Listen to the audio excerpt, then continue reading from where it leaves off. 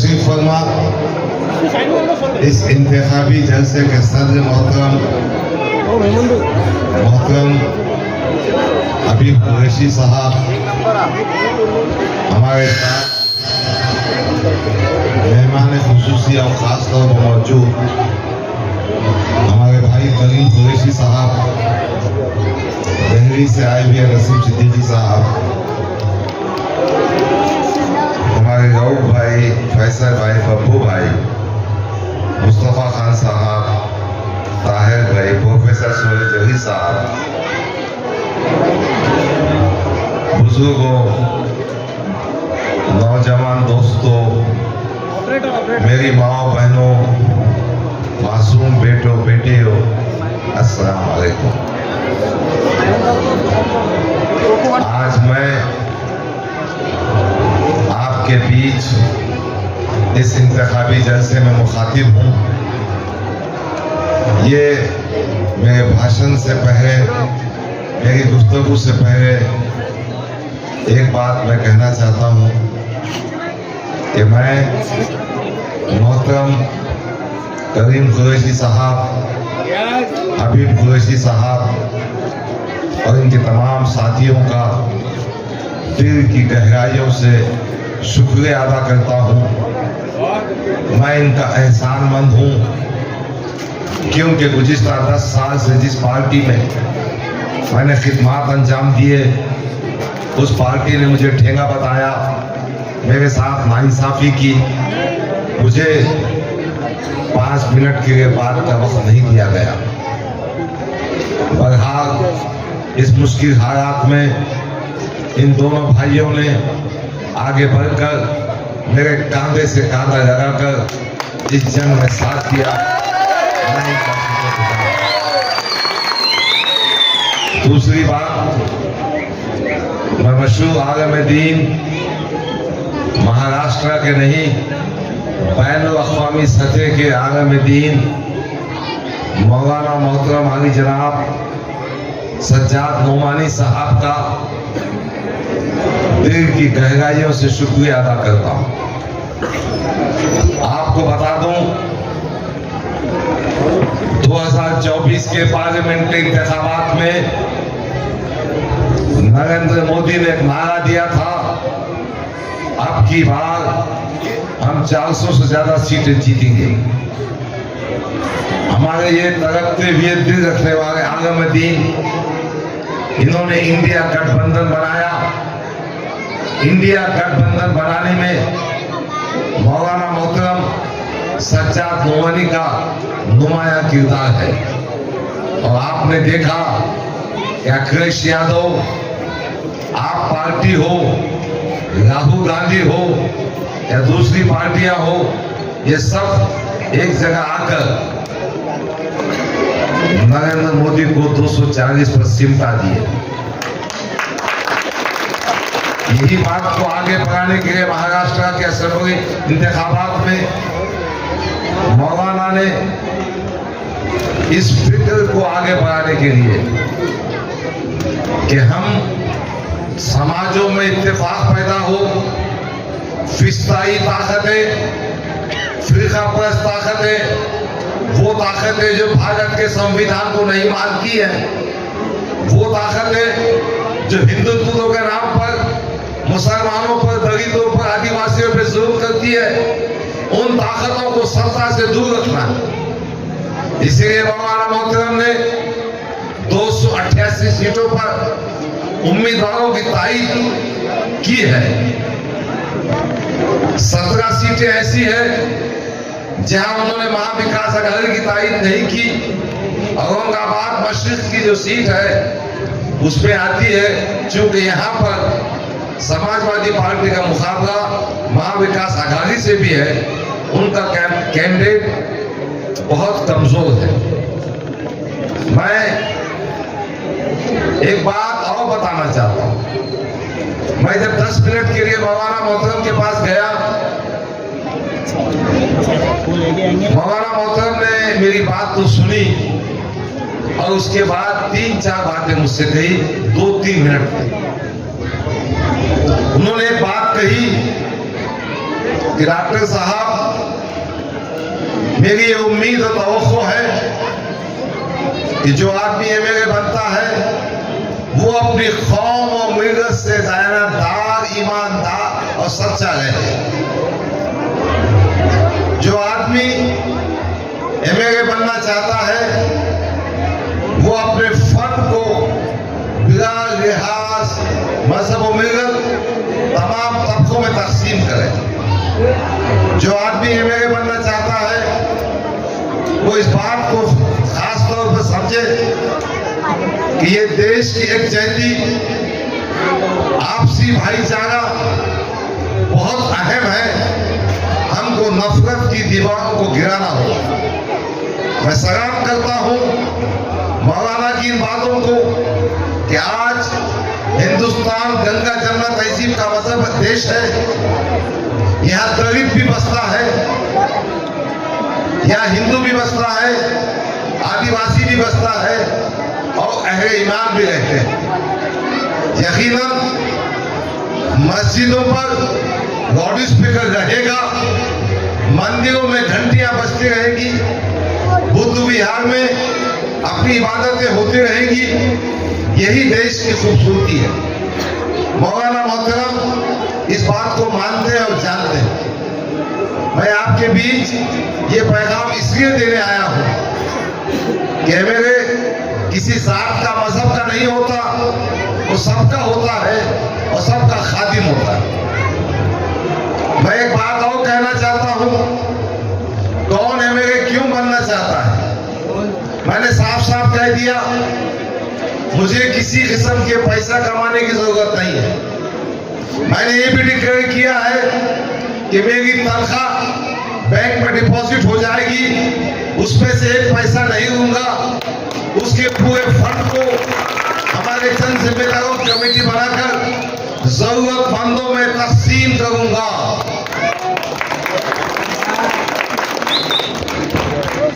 हमारे दोस्त कह रहे थे कि एक उम्मीदवार है जो कभी खाता हुआ करते थे, पैसे देंगे तो दे दो और साइकिल को दे दो। अरे फुकटा की क्या बात कर रहे जी तुम? फुकटे का पार्टी है, कहीं की बात कर रहे थे और कहीं के पैसे है उसके, क्या उसकी हैसियत है?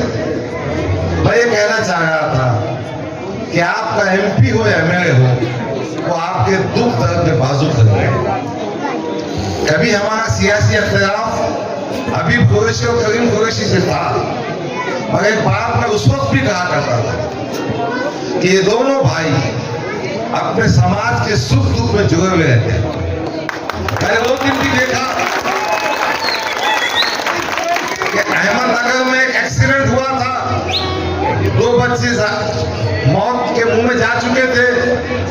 ये दोनों भाई रात की आधी रात को उनकी राशि लाने गए, उनकी तदफीन पर मेहनत करते रहे। मैंने ये भी देखा कि फजर की नमाज के बाद अभी कुरैशी अपने महरे में फिरता है। लीडर हो तो ऐसा,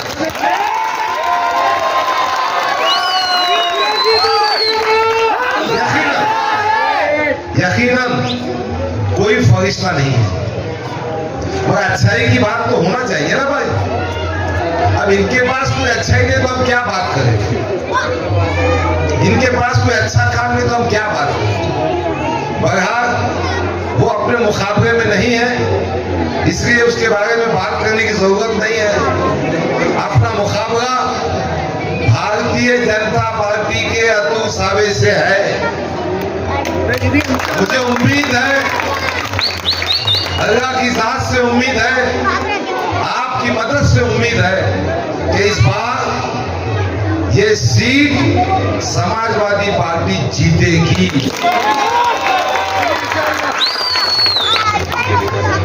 आपका ये भाई आपसे वादा करने आया है कि पुलिस स्टेशन का मामला हो या पुलिस कमिश्नर का मामला हो या पुलिस महकमे का मामला हो, मैं आपके साथ पूरी ताकत से खड़ा हूं।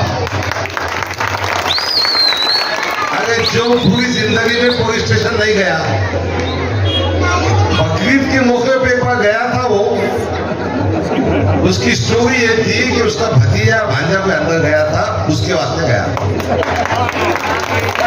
जबकि मेरे भांजे भतीजे के बाद जगह जरूरत थी, आप सब मेरे भांजे भतीजे।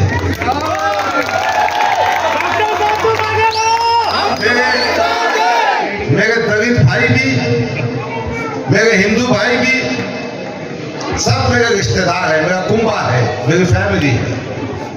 आपके इस असेंबली हल्के में एक अच्छा स्कूल होना चाहिए। गवर्नमेंट के जो स्कूल है उनका मियार ऊंचा होना चाहिए, ताकि प्राइवेट के स्कूलों में जो मोटी फीस है उससे आपको निजात मिल सके। दूसरी बात, अस्पताल के मामले में जो आपको प्राइवेट अस्पताल में जाने के बाद जो तकलीफ होती है वो नहीं होना चाहिए। मैं आपसे ये कहने के लिए आया हूं, इंशाअल्लाह ताला आपके जो बुनियादी मसाइल है, पीने के पानी आज भी 8 दिन के बाद आता है, आज भी इलेक्ट्रिसिटी का मसला है, आज भी रास्तों का मसला है, ड्रेनेज का मसला है। मुझे उम्मीद है कि मैं इन 2 साथियों की मदद से, आपकी मदद से एमएलए बनने के बाद पूरी ताकत से इन कामों को अंजाम दूंगा। एक और खुशखबरी देना चाहता हूं, इंशाअल्लाह ताला महाविकास अघाड़ी की गवर्नमेंट महाराष्ट्र में बनेगी। मेरा ख्याल अबू आसिम आजमी जो एक धड़कता हुआ दिल जो मिलत इस्लामिया के लिए काम करता है, इंशाअल्लाह ताला कैबिनेट मिनिस्टर बनेगा और समाजवादी पार्टी महाराष्ट्र के इक़्तिदार में एक अहम पार्टी बनेगी, ताकि आपके मसाइल, रिजर्वेशन की बात है, औकाफी जायदाद की बात है, एक्स्ट्रा सिविल कोड का मसला है, मैं आपको यकीन दिलाता हूं इन तमाम मामलात में मैं और समाजवादी पार्टी एक चट्टान बनकर आपके साथ खड़े होंगे। हमारे कुछ साथियों ने एक खासदार का जिक्र किया, एक आमदार का जिक्र किया, 10 साल इन्होंने क्या झकमगा वो बातें कही, भाई उनका जिक्र ही मत करो। किस्सा दरअसल ये है, एक मशहूर शेर सुनाता हूं, बहुत ही कम ज़र्फ़ है गुब्बारे, जो भैदरा गुब्बारे भूखे भूखे भूखे, सही बात, बहुत ही कम ज़र्फ़ है ये भूखे, चंद सांसों में भूख जाते हैं। अब भूखे तो भूखते ना, बहुत ही कम ज़र्फ़ है ये गुब्बारे, चंद ही सांसों में भूख जाते हैं। कमीने ऊंच पे आते हैं, अपनी औकात भूल जाते हैं। मैं इस मंच से आपको गवाह कर कहना चाहता हूं कि इम्तियाज जगरी अपनी औकात में रहो। मैं यहाँ के कॉर्पोरेटर शेख अहमद साहब को कहना चाहता हूं, अपनी औकात में रहो, अपनी हैसियत से आगे होशियारी मत करो। हमने कोई चूड़ियां नहीं पहनी है, हम भी तुमको सबक सिखाएंगे।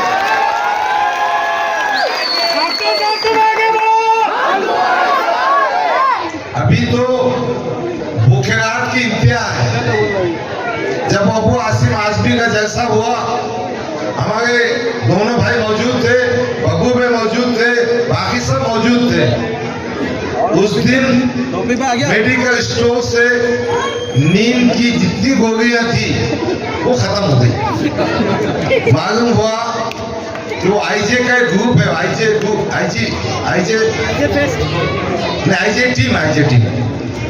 टीम ने सब खरीद लिया। किसको पैखाने लग गए, किसको खया हो गए, किसको नींद नहीं है। और आज सज्जाद नोमानी साहब के बयान के बाद क्या होगा मुझे मालूम नहीं, मगर एक बात है, ये पार्टी नाटक करने में बहुत स्पेशलिस्ट है, बहुत बड़ी नाटकी है। क्या मोहब्बत से स्टाइल, गॉगल लगाएंगे, बालकनी में से हाथ फंसाएंगे। अब सियासी तौर पर जनाजा निकल रहा है तो हाथ में सैन लगा के आ जाएंगे और फिर बोलेंगे मेरी कमर दुख रही थी, मैं अस्पताल में शरीक था, मैं आपके बीच आया हूँ, वोट मांग रहा हूँ। अभी तो एक प्लान हो रहा है कि इम्तियाज जलील साहब बोलेंगे मेरे को अटैक आ गया, मुझे वोट दो ताकि मेरी बीमारी अच्छी हो। यानी नाटक किए जाएंगे, बुखराट पे बातें किए जाएंगी। एक हमारे छोटे कार्यकर्ता है नवीद भाई, उनको टेलीफोन पर धमकाया गया। कल रात में हमारा जो छोटे चौक का कंपाउंड है वहां मैं मौजूद नहीं था। कुछ पोटा पार्टी ने इनके बहकावे में आकर कुछ गलत हरकतें की। मैंने पुलिस महकमे में शिकायत की, बाद में ये सोचकर माफ कर दिया कि बच्चे भी अपने हैं। इनका जो सरगना है, इनका जो बहकाने वाला है, उसको हम निपटेंगे और वोटों के जरिए निपटेंगे। मैं आपसे कहने के लिए आया हूं कि 20 तारीख को अपनी निशानी क्या है भाई? अपनी निशानी क्या है भाई? अपनी निशानी क्या है भाई? अपनी निशानी कौन से नंबर पर है? अपनी निशानी कौन से नंबर पर है? उस पर बटन दबाकर समाजवादी पार्टी को कामयाब कीजिए, आपकी उम्मीदों को कामयाब कीजिए। बताइए कि आप जिंदा खौफ हैं, जिंदा खौफ रहेंगे। आप सबसे यही गुजारिश, शुक्रिया, खुदा हाफिज़, अस्सलाम वालेकुम। हमारे बीच है जनाब हबीब कुरैशी साहब, जनाब हबीब कुरैशी साहब का इस्तेमाल किया तो खंजर भी टूट जाएगा। आप सबसे गुजारिश है मेरी माँ और बहनों, एक पार्टी 2014 के बाद पैदा हुई है। एक कहावत है, हैदराबाद के चार मीनार में मेरी माँ बहनें कभी गए होंगी तो वहां के गोट चमकते हैं, उसके मोती चमकते हैं, लेकिन वहां का एक डायलॉग है, हैदराबादी नगीना अंदर मट्टी ऊपर चुना। तो इनके बातों में मत आओ, हमारा मुस्तकबिल खराब होते जा रहा है। और मेरा हमेशा सवाल किया मैंने, ये 2014 में क्यों पैदा हुई? 2014 के पहले भी इस वतन हिंदुस्तान में कई वारदात हुए। जब बहनों में मुंबई सिलक रही थी, झुलस रही थी, पूरा हिंदुस्तान सिलगा हुआ था, शहर औरंगाबाद सिलगा हुआ था, तब ये कहां थे हबीबे मिल्लत? तब ये कहां थे नकीबे मिल्लत? क्यों थी इनकी खिलाफ? जब कोई था तो शेर महाराष्ट्र अबू आजमी था, उसने जो काम किया रहती दुनिया तक वो उनका काम नहीं भूल सकती। फिर ये कब क्यों पैदा हुए 2014 में? जब भी तो ये इख्तियार में थे, इनके वालिद खासदार थे, उसके बाद इन्हों खासदार थे, फिर ये कहां थे? कहां छुपे हुए थे? मेरा सवाल है और आप भी कीजिए उनको सवाल। इसलिए मैं गुजारिश करता हूं, 20 तारीख को बहुत अहम दिन है, आप अपने काम धंधे पे जाओ, एक टाइम की रोटी मत खाओ, क्योंकि अपने मुस्तकबिल का सवाल है।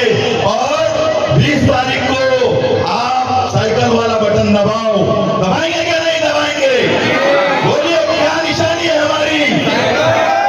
और ये लोग आएंगे, ये आपके सामने रोएंगे, गिड़गिड़ाएंगे, ये लम्हों में खता करते हैं, ये ऐसा रोते हैं कि आपको उनके रोने पे तरस आता है, लेकिन हमको 5 साल सजा मिलती है।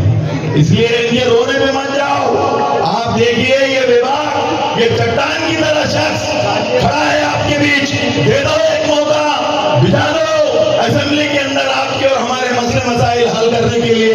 इसलिए मेरी गुजारिश है कि आप साइकिल वाला बटन दबाइए, चलेगी साइकिल, उड़ेगी धूल, चलेगी साइकिल, उड़ेगी धूल, ना रहेगी फटी पतंग, ना रहेगा कीचड़ वाला फूल।